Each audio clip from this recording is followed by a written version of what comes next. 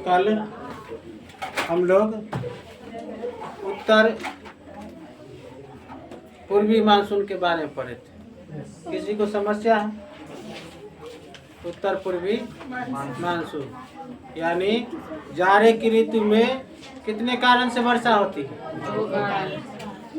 हाँ, दो कारण। जाड़े की ऋतु में वर्षा कितने कारण से होती है? दो कारण। कौन कौन?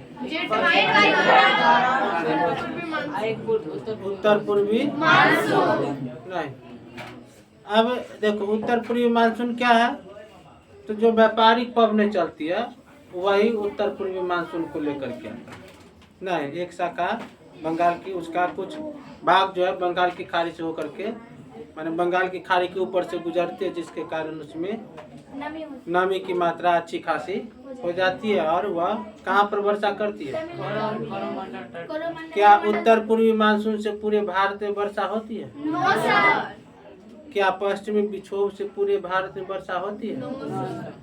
पश्चिमी विक्षोभ से भी पूरे भारत में वर्षा नहीं होती और उत्तर पूर्वी मानसून से भी नहीं होती। नहीं, लेकिन भारत के कुछ हिस्सों में वर्षा होती है। तो शीत ऋतु में या ठंड के मौसम में जो वर्षा होती है वह कम वर्षा होती है। वर्षा होती है लेकिन कम वर्षा होती है। नहीं, वर्षा होती है तो मैदानी भागों को जो है सो अच्छी खासी इससे फायदा मिल जाता है। इस समय बहुत सारे फसल रबी की फसल जो है सो लगाए हुए रहते हैं लोग। नहीं, तो रबी की फसल के लिए अच्छा हो जाता है। पहाड़ी क्षेत्रों में फलों की फसल के लिए यानी सेब की फसल के लिए अच्छा हो जाता है। ठीक है, तो एक तो हो गया उत्तर पूर्वी मानसून। अब हम लोग पढ़ेंगे दक्षिण पश्चिम मानसून। नहीं, अब हम लोग क्या पढ़ेंगे? दक्षिण पश्चिम मानसून। नहीं, दक्षिण पश्चिम मानसून को समझने से पहले जरा हवाओं की दिशा को समझ लेते हैं। नहीं, जैसे बताया गया था एक दिन और, नहीं कि यह क्या है? विषुवत रेखा। ठीक है, 0 डिग्री पर और एक है नहीं, एक है। ठीक है, सूरज की लंबवत किरणें कर्क से मकर तक चलती है। नहीं, ये 22 दिसंबर का समय होता है। 22 दिसंबर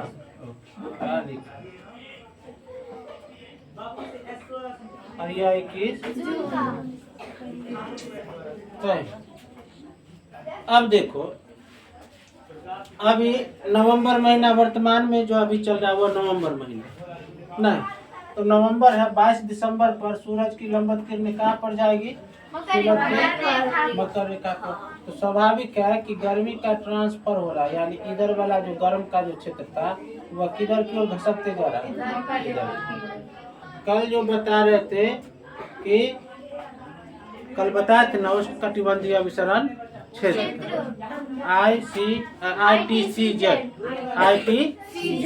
का जो क्षेत्र बताए थे, जैसे जैसे सूरज उत्तर से दक्षिण या दक्षिण से उत्तर होते जाएगा वैसे वैसे ITCZ का जो क्षेत्र है वह भी घसकते जाता है।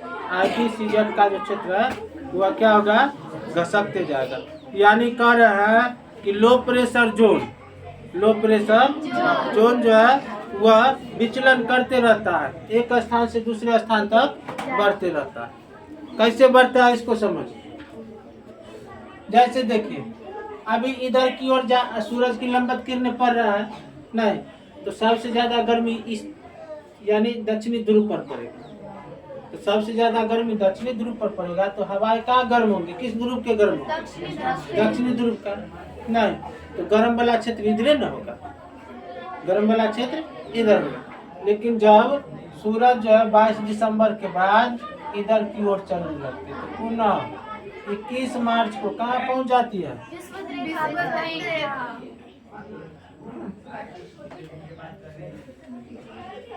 21 मार्च को कहाँ पहुँच जाती है? ये वाला भारत की शुरुआत यहाँ से।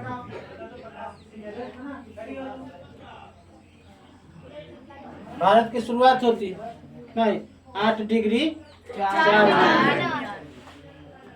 जब विषुवत रेखा पर जब सूरज लंबत चमकने लगता है, यहाँ पर चमकता है, उस स्थिति में ITCZ का जो जोन है, यहाँ पर देखो, यहाँ पर तो यह पानी वाला भाग है, यह क्या है पानी वाला भाग है, ये सब तो पानी वाला जल वाला भाग है जी, ये सब जल वाला भाग नहीं। तो गर्म होगा तो पानी तो देर से गर्म होगा, देर से गर्म होगा और देर से ठंडा होगा। लेकिन यह वाला जो क्षेत्र है, स्थल वाला क्षेत्र, वह जल्दी गर्म हो जाएगा। यह कैसे गर्म होगा? जल्दी गर्म हो जाएगा। तो जब सूरज की लंबत किरणें उत्तर की ओर बढ़ने लगता है, तो उत्तरी भाग में स्थल वाला भाग जो है वह गर्म होकर के, और जैसे गर्म होता है तो वहाँ की हवा ऊपर की ओर उड़ने लगती है, उठने लगती है। तो यहाँ की जब हवाएं ऊपर उठेगी, यहाँ की जब हवाएं किधर उठेगी? ऊपर उठेगी, तब इस स्थान को भरने के लिए आसपास से क्या चलेगा? पवने चलेंगे ना। आसपास से पवन चलेगा, तो कहाँ से पवने जा रही है? क्या यह पवन यहाँ वर्षा करवाएगी? इसको कहा जाता है स्थानीय पवन, स्थानीय हवा, स्थानीय पवन। यहाँ वर्षा करवाएगी। क्यों करवा रही है?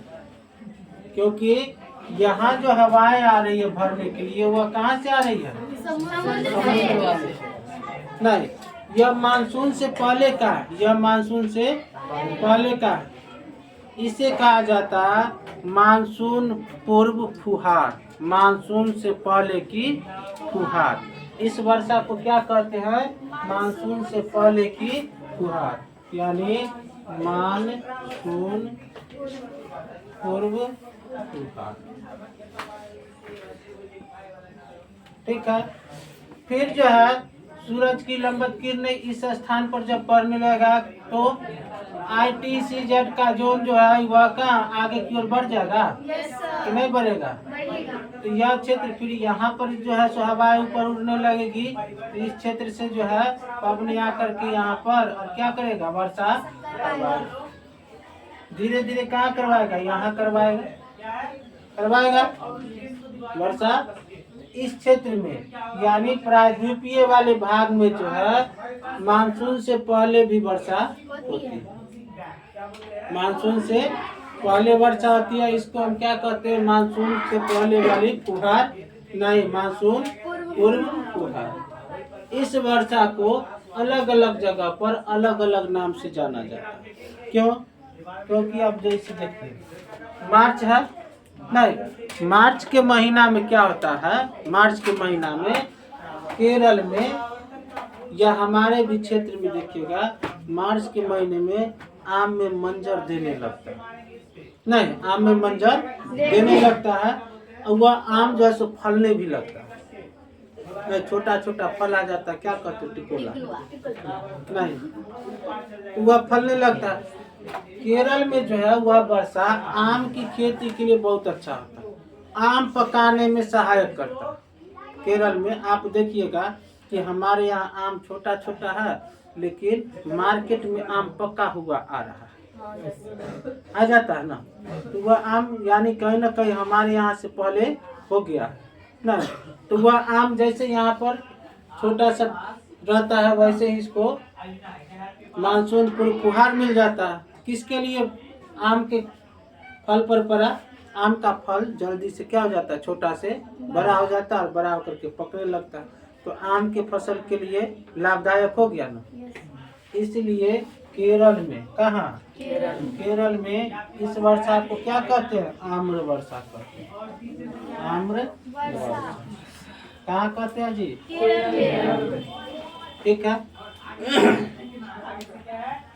केरल में मसाले की खेती अच्छी खासी होती है, मसाले के लिए भी यहाँ पर फायदा हो जाता है। केरल से जैसे ही ऊपर आते हैं कर्नाटक, कहाँ? कर्नाटक। कर्नाटक में कॉफी की खेती होती है। कर्नाटक में किसकी खेती होती है? कॉफी की खेती होती है। यह कॉफी के लिए अच्छा हो जाता है।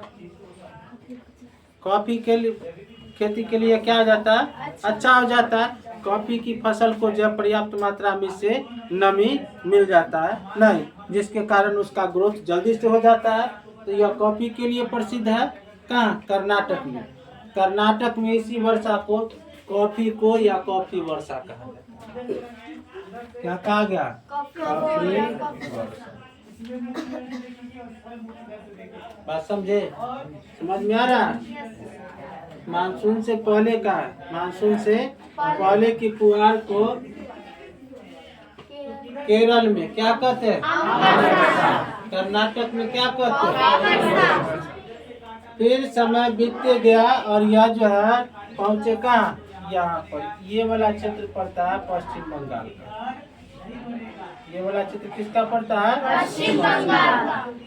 जब पश्चिम बंगाल के क्षेत्र में क्या होता है, जैसे जैसे इसे आगे बढ़ते जाएंगे, समय बीतते जाएगा, नहीं, वैसे वैसे जो है ITCZ का जोन जो है ऊपर बनने लगता है। ऊपर माने कहाँ पर? इस साइड में राजस्थान वाला भाग है, वहाँ पर सबसे ज्यादा गर्मी है। राजस्थान वाले भाग में सबसे ज्यादा क्या होता है? गर्मी होता है।